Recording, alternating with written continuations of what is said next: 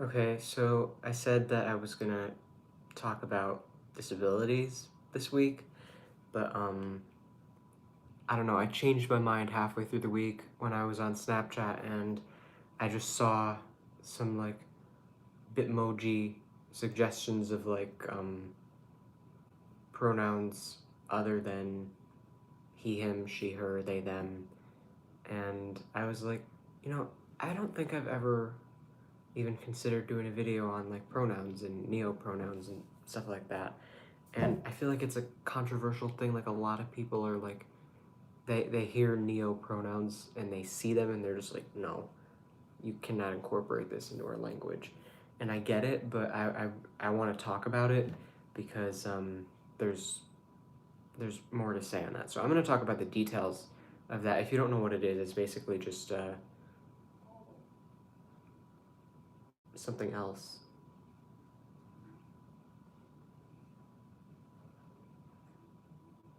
Okay. Uh, Hello?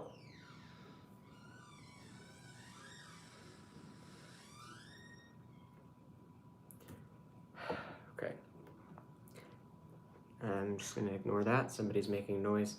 Um, I everybody in my house knows I do this every Sunday at 4, so everybody kind of clears the way. My grandpa was gonna go on a walk. It sounds like he hasn't left yet. I thought he did, but maybe he's like putting his coat on or something. I don't know. I don't know why he went out the door and didn't leave, but just gonna just gonna get started here. Um, So, for those of you who don't know, who've never seen any of these before, I break them down into chapters, and chapter 1 is called We Are Both, and I named this after an episode of Once Upon a Time, and basically is about just gender as a concept, because one of the universal laws is that there is masculine and feminine in everything. I mean, literally everything.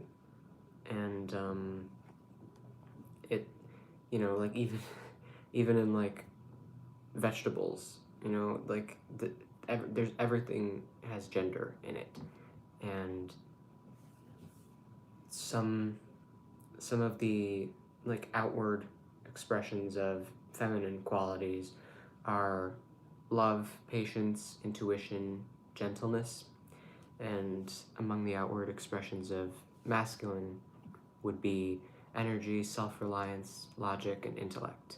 And why would you not want to have all of these? Why would you want to just pick half and just be one thing? Because the reality of it is that we're not just one thing, we're everything. And this is a whole other concept. And, I broke these up into different seasons, every 10 episodes being a different season. And last season was supposed to be like moral philosophy was the theme, and the theme for this season is like social issues. But I kind of can't help but okay, my grandpa's out on a walk, he left. Uh, I kind of can't help but bring up the philosophy aspect of it because it just kind of connects to everything, and it's like the basis for your understanding of what's right and wrong. And when it comes to social issues, of course, you have to have an understanding of what's right and wrong that doesn't just come from nowhere. You know, if everybody had a different opinion on morality, and for anybody who doesn't know, morality is basically like a compass to determine right from wrong. It's like the distinction between right from wrong, and it's usually connected to religion, but people have an idea of let people have their own morals. Who are you to say what's right and wrong? And we as a collective tend to try to agree on certain things, like it's murder is wrong, things like that. And yet there are still people who commit murder, and there are still plenty of people who think some things are right, and the majority still thinks they're wrong, but it doesn't make a difference because we haven't really tried to get everybody on the same page with what's right and wrong. And I feel like if everybody has a different definition of morality, then the whole concept of morality completely loses its meaning, just becomes pointless. So we need to be on the same page about what's right and wrong, and we need to understand what makes it right and wrong. And I did another video called Love and Fear because I just used that as kind of a scale to determine things like that. And it's a whole concept. It's a little bit hard to explain, but I'm gonna move on to chapter 2 called Morality and Gender. And this one is, when you truly have no fear, you are just grateful and at peace. And I could picture somebody coming in and holding a gun at you. I could picture somebody choking you. I could picture somebody robbing a bank or doing something that is generally just considered wrong. And they could tell you, I'm not afraid of anything. And immediately I know it's a lie because they're clearly not comfortable, they're not at peace, they're not happy, they're not grateful. They're scared because they feel that, I mean, when you do something that feels wrong, you're doing it as a last resort. You're doing it because you feel that there is no other option. And what are the two things we're afraid of? We're afraid of being uncomfortable and we're afraid of death. If you really take a look at every single fear that humans have, it is related to not wanting to be uncomfortable or in pain and not wanting to die. And, you know, we we tend to listen to our fear like it's a guide. We react to it and then hold on to it. And fear is supposed to be like an immediate knee-jerk reflex and not like a whole philosophy. Fear is not a philosophy. Fear is confusion. Fear is irrationality. Fear is just, um, like somebody jumps out and you jump, and then you think that this is how you're supposed to go through life, always expecting somebody to jump out at you. That's not going to help you, though. It's not logical. And it means that you don't have faith.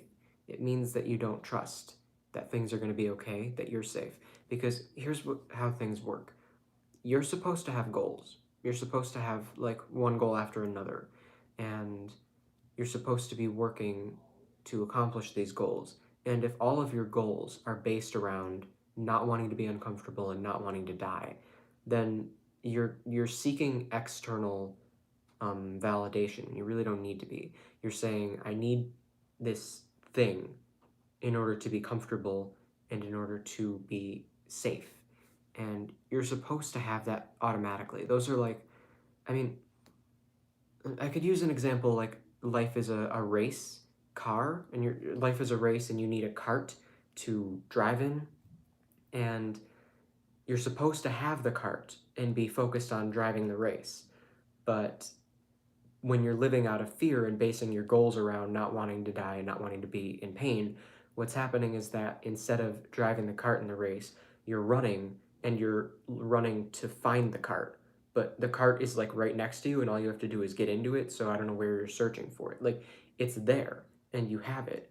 But instead of just choosing to trust that it's right there, you think that you have to go seeking it somewhere else. So you're running around looking for it, and you're really not going as far. People who are in their cars are just blasting right past you, and they're zipping past you because you're not trusting that you can just get in your cart, that it's there. You don't believe that it's there. You refuse to even look at it. And the reality of it is that we have inner peace and comfort. All you have to do is just look inward. And the easiest way to do that is by kind of detaching from reality, because nothing is real anyway.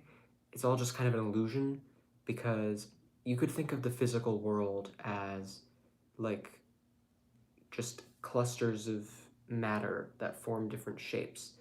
And um, why are they in this shape? Because we built them, or because they just were already there? What about the things we didn't build? Why are they in this shape?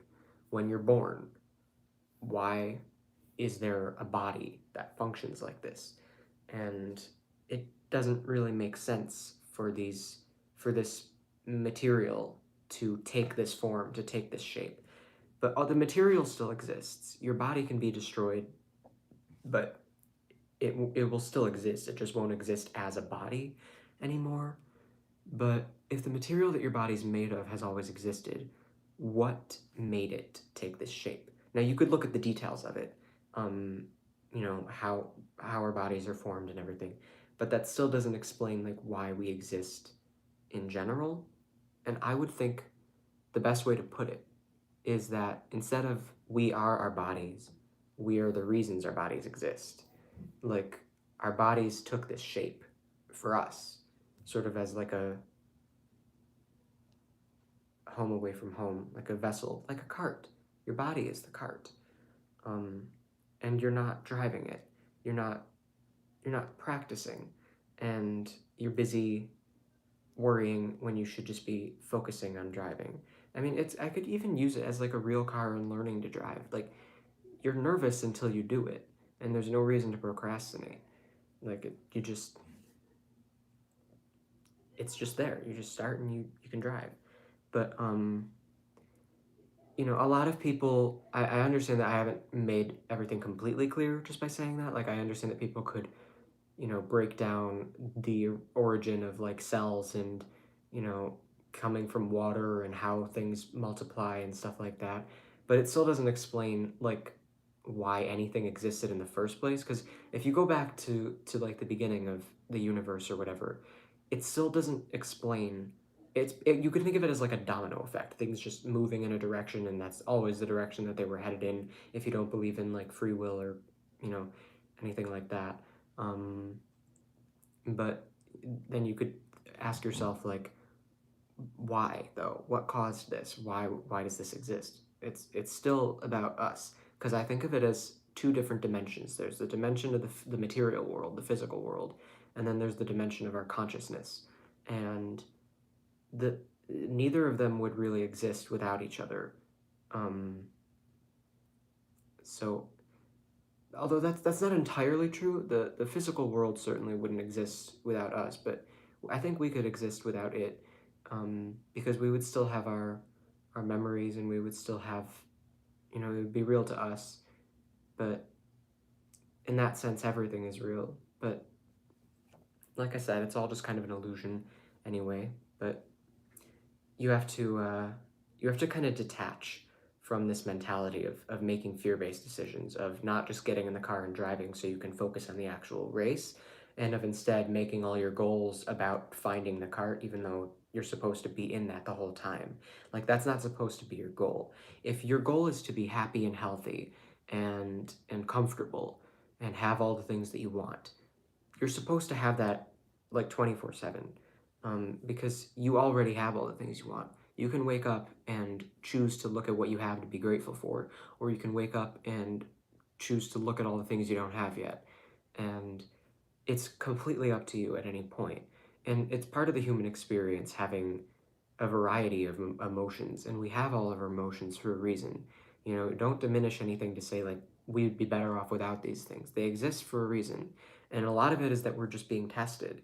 But you know, it's really up to you. You have to, you know, be active constantly and thinking about what is the right thing to do, and not just, you know, thinking that you read an instruction manual and now you're good to go. You can go off on your own.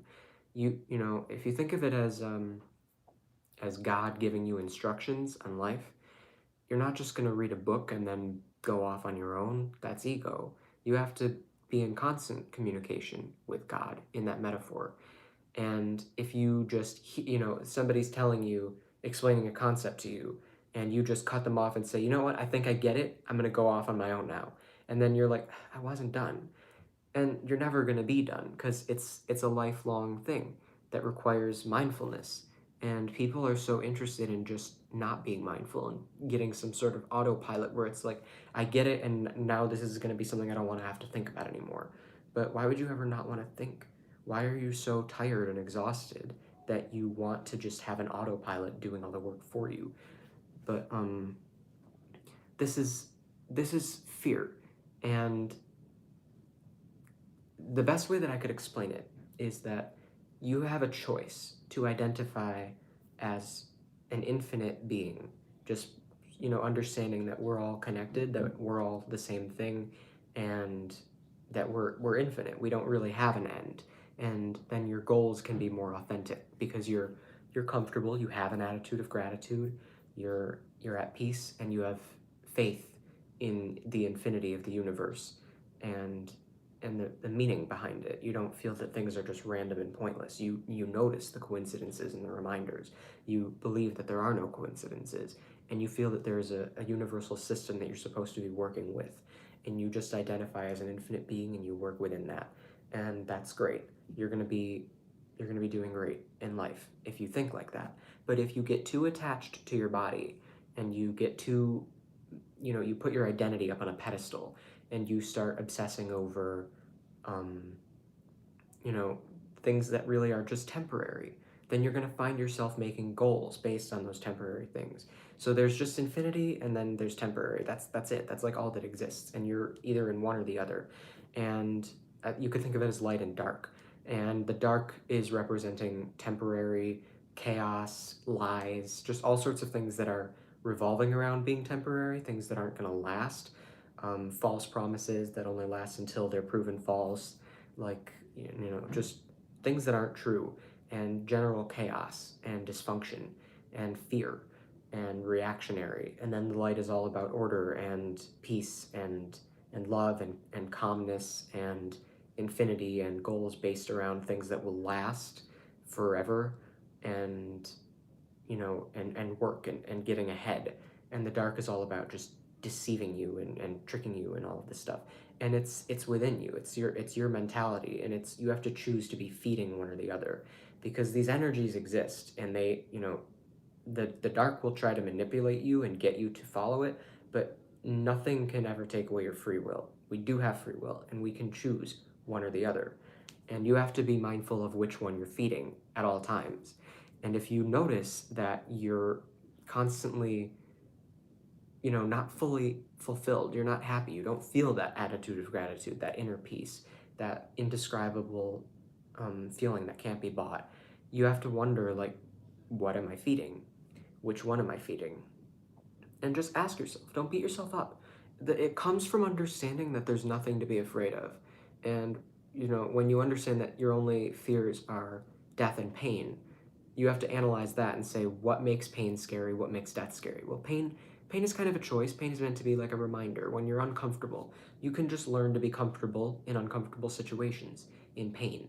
And I understand that that is easier said than done, but it's really not, because it's up to you. It's a choice that you can make. If you get a cut, you can take care of it, put a band-aid on it, whatever it is, and then there's no reason to dwell on it. There's no reason to think of it as pain anymore. Now, that doesn't mean you won't feel it, but you need to take control of your body and tell your body, I've taken care of this. There's no reason for you to, like, notify me that it's there anymore. And then you'll still feel it, but you won't consider it pain. You won't register it as a painful feeling. It's just a feeling that you have on your hand where you cut yourself. And then if it's empowering to realize that you can kind of choose not to think of it as pain, and just sort of always hold on to that feeling of peace. And we have to stop seeking that in external ways. We have to stop waiting for the cut to heal. And if we constantly are waiting for these things out of your control to change, you're giving up what you actually do have control over. And this is going to hurt other people, because you're going to be confusing the shit out of them. They're not going to know, why they always feel like you're trying to control them. They're not going to, people don't understand boundaries and things like this. So, in a way, you could be teaching them, you could be helping them by being a mess, but that's not your goal, and it's not good to put people through that. Like, you have to be mindful, and you have to take ownership of your energy instead of just spewing it out carelessly, because you're not paying attention, because you're reactionary, because you're panicked. And then all the negative energy that you're feeding just gets all over everyone around you, and they don't always know how to react to it. But all you can do is take care of your own self, and just, mind your own business. Like, that doesn't mean you shouldn't help other people, but make sure that you know when it is and isn't appropriate to help someone. Because people who are entitled, who think that they just deserve your help for free and whenever you want, they're probably not going to know what to do with your help, because already they have an entitlement issue where they feel that they are owed something, which shows that they don't know how to take responsibility for their own actions. They expect somebody to come clean up their mess. And you don't want to do that for them. You don't want to teach them that they're right in thinking that everyone will clean up their mess. So you need to know when someone is coming to you and authentically wants and knows what to do with your help. And you need to be careful with that and make sure that everything you're doing is coming from a place of wanting to bring healing to the world and not just wanting to feed people who think they know what they want. In reality, people don't know what they want. The last thing that I have written under morality and gender is that God is not a person with an ego, so God can't have opinions about you. God is not like a comprehensible human being with opinions. People think of God as like this lonely asshole in the sky who just got bored of having nothing and just created the universe, and that he existed before the universe because he is infinite and he existed outside of space and time. But that begs the question, like, how do you know that there's a difference between, if there is such a thing as an infinite being and you're open to the idea of infinity, I don't know, just feels like there's a lack of thought put into it. But we think of God as a guy who has opinions, and he basically said, I'm making the universe and I'm making these rules. Basically, there's Adam and Eve, and if you're supposed to be pro-life because it's all about creation. It's all about a man and a woman making babies. And I can understand how we decided that that's like the meaning of life and that it would piss off God if we didn't want to create other things. But you have to understand that in the universe, when I say everything is real, I mean like everything. There are so many different versions of God with so many different names, and there are different deities, and some of them are not real, some of them are man-made, but in that sense, they still are real because they're represented in our minds as a figure with opinions. And these different deities that exist, the ones that are real, they represent different things. And, there's like, I'm trying to think of an example. I'm pretty sure that there's a god of wind, I know that. There's probably like a god of sex or, different aspects of, there's like a god for everything, basically. And, that god may like some things that you do while another god doesn't. And if that's what you're basing your morality on, you're missing something, because the only objective morality is love and fear. And I explained the difference of that, and it took a minute because it's kind of a hard concept to explain quickly, but that's really the only scale that you can use, because you have to understand that these deities, they're going to have opinions based on what they represent, based on what they exist for. And you can't just assume that you're worshiping the right one.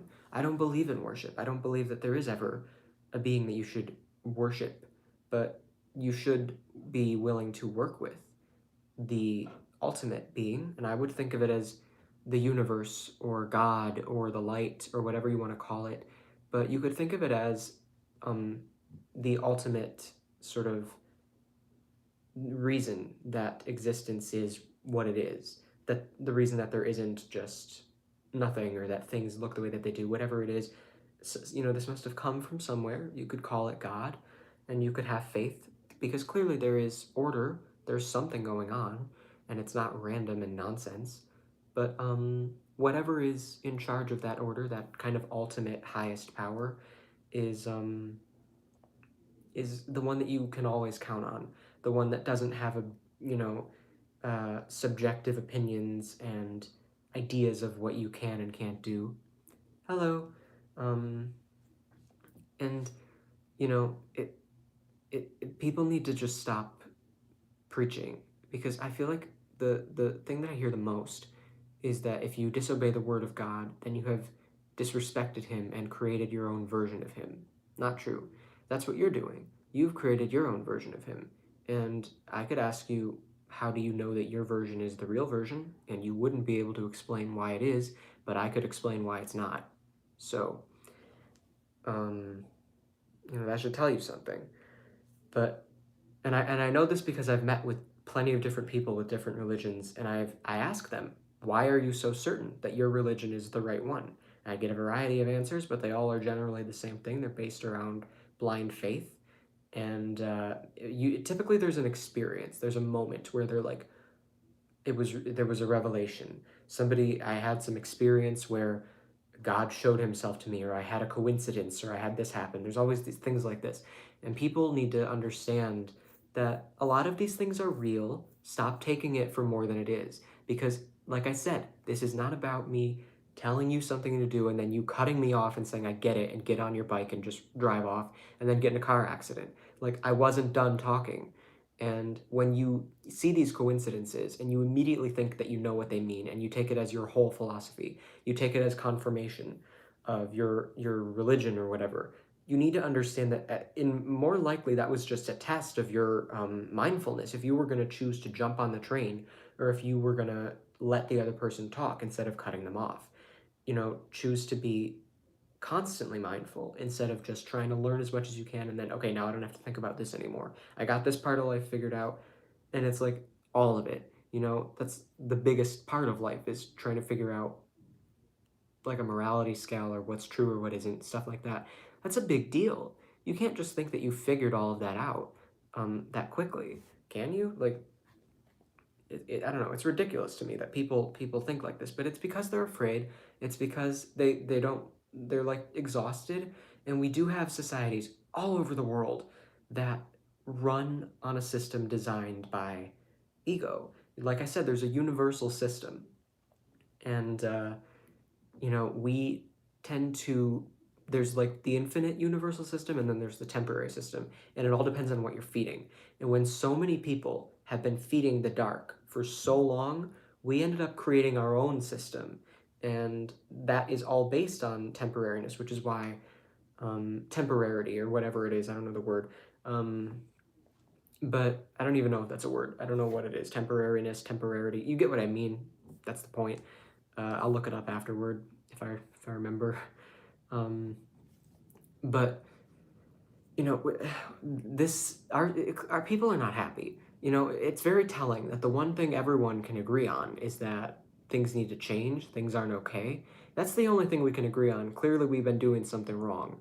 And you got to understand that the system that we have designed is exhausting, and it teaches you to spend your energy on all the wrong things. So when you have an opportunity to spend your energy on something that's going to be helpful, mindfulness, whatever it is, I mean, wake up every day and meditate in the morning, and just detach from your body and become one with the universe, and just maybe ask your guides, show me what I need to do today, and you'll see this. You'll hear these things, you'll feel these things, you'll get answers, and you're working with the universal system that's there to support you, and that is based on faith and infinity, and instead of just being in fear and working with yourself. But you have to be disciplined, and it's not easy when you're so exhausted from doing the wrong thing for so long.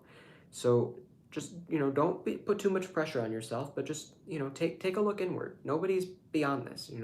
Nobody is like, this isn't for me, that would just be a hobby, that's just a side thing. I don't have to do that. Like, that's just yoga and meditation and things that are healthy. Like, that's just if just to help me with the main things that really matter, like work and my job. No, it's the other way around. You work so that you can survive, and this is all based on your survival and your prosperity. That's where your prosperity comes from. It doesn't come from money. Money is what it helps us survive. It makes things easier, helps us stay healthy, and afford health care, afford security, whatever it is. But it's not the key to your prosperity. That can only be found by looking inward, and it's a crutch. It keeps you alive. We can't live without money. We can try, but it won't be easy. But it's not like the main thing that we need, and we lose sight of that because we're not taught that. We're taught the opposite, at least in most cultures, cults. But we're going to move on to the actual title of the video now, Chapter 3, understanding pronouns, neopronouns, understanding neopronouns. So first of all, we have to respect each other. Like, check your ego before you judge somebody. You're really never going to be able to judge somebody without coming from a place of ego, because judgment immediately presumes superiority on your part. And superiority is an illusion. It's an illusion. There's no such thing as superiority, because we're all the same. And we're all just being tested if we're going to trust that, or if we're going to get too involved with our personal identities and put them up on a pedestal and just mistreat each other because we think that we're better than each other. And that's coming from fear and control, and it's ego. So judging someone, what does it accomplish? When you decide to look at someone and judge them, what comes from that? Nothing. You don't accomplish anything. Maybe you pissed somebody off. Maybe you pissed yourself off. But is that person learning from it? Are you learning from it? Are you bringing out healing to the world? No. So what are you accomplishing? Judgment. That's it. You're accomplishing judgment. So don't do it. Just stop. Stop being judgmental. And stop being lazy. Like, I understand that it might be confusing to you when somebody tells you that their pronouns are like z, them, or something, and you're like, I don't even know how to begin using that. But are you going to be lazy and then try to psychoanalyze them just so you don't have to learn something new? Or are you going to just be respectful of them as a person instead of thinking that you know better to the point where you can psychoanalyze them, and just respect them as a person? That's all you have to do. It's that simple. And when it comes to psychoanalyzing people, we tend to do that a lot out of laziness. And we tell ourselves that we're doing it out of care for them, because we always try to, anytime we're doing anything, we always want to feel justified in it. And I see people do tons of horrible things that are absolutely not, just cannot be justified. And they still somehow think that it's okay. Like, they've worked it out in their head to make it make sense. So you really, the only time that you should psychoanalyze someone is if they come to you and ask you for a psychoanalysis. Stay in your lane. It's not your job to do that to people, and it's not going to help them either. So there are a variety of neopronouns, and there's really not like an official list. There's no list of pronouns that you can use where it's like, here's the list, pick one. It's more about like personal identity. People just want to pick whatever fits with them the most. And sometimes people don't like the idea of falling on left or right or in between. They want to have their own thing, and that's okay.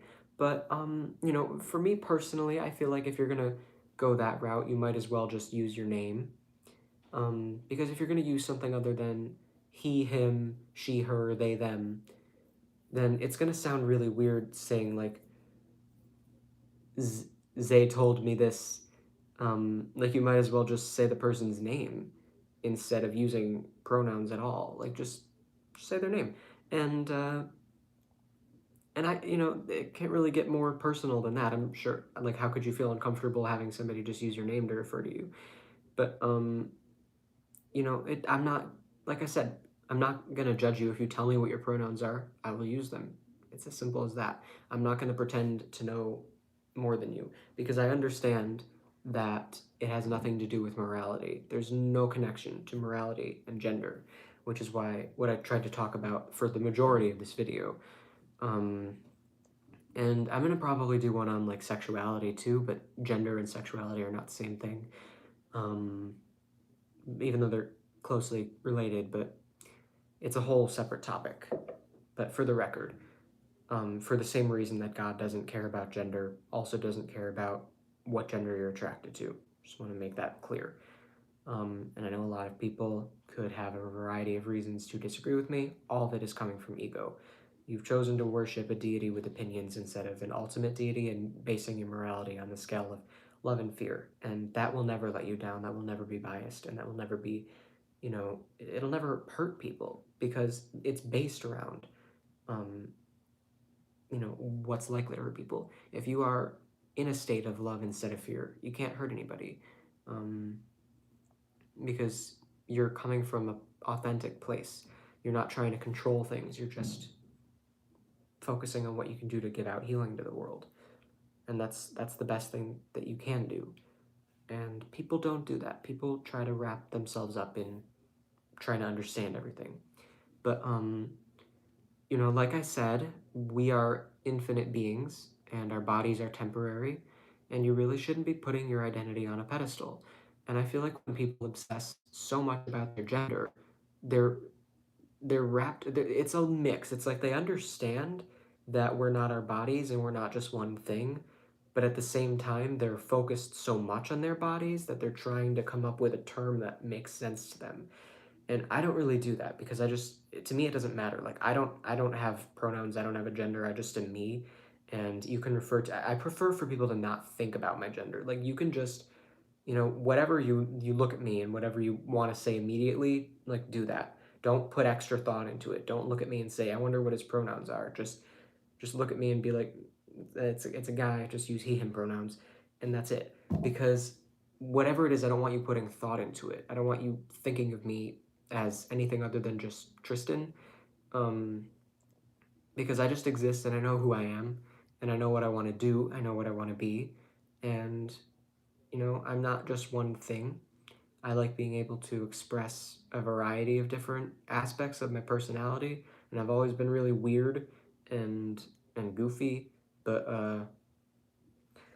you know, I'm not just one thing, and I would prefer to not be limited to the stereotypes surrounded by labels, like whatever group I fall into, you must think that I'm like other people in that group. I'm not.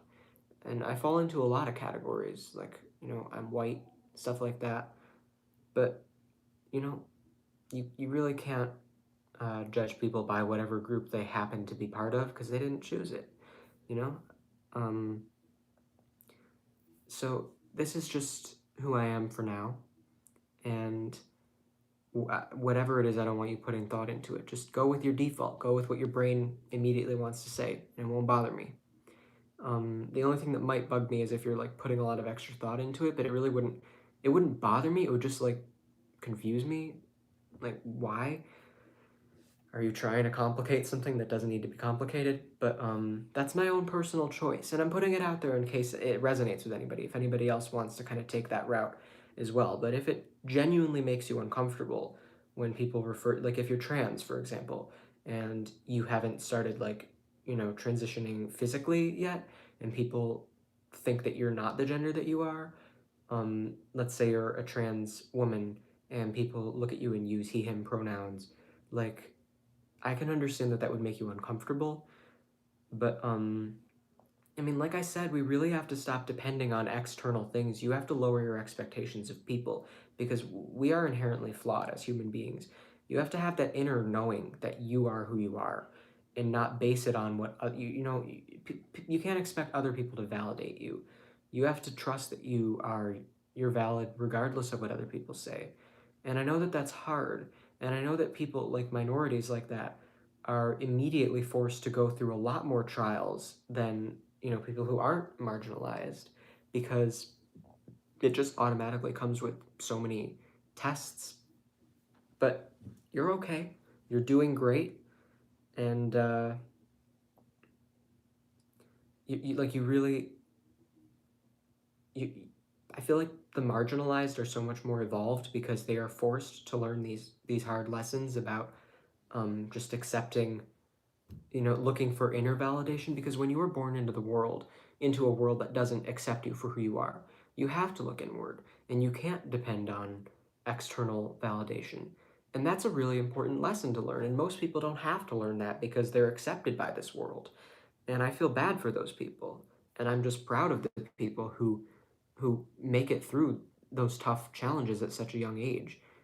Um, so, it, you know, really like don't depend on external things, and please don't compare sexuality to bestiality or pedophilia, because or incest. I've seen these comparisons made. I've seen people say, well, if we think of incest as immoral, then what's the difference? What makes that immoral and homosexuality not?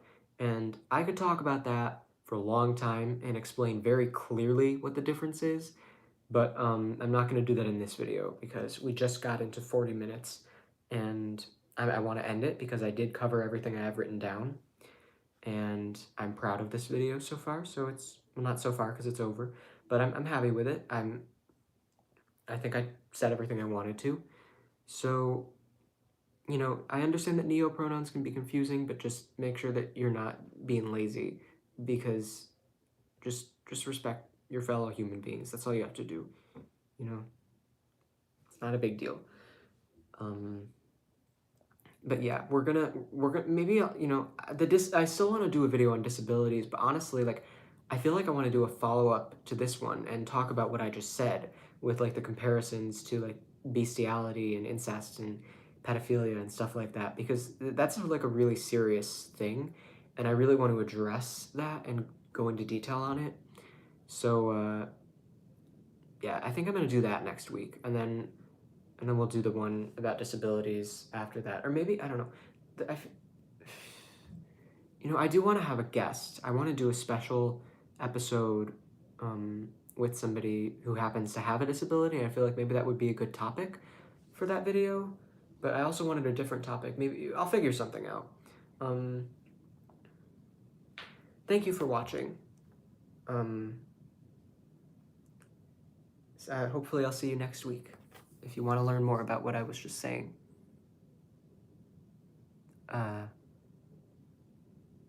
There's nobody watching live right now, so those of you who are hearing this are not hearing it live, just so you know. And also, goodbye.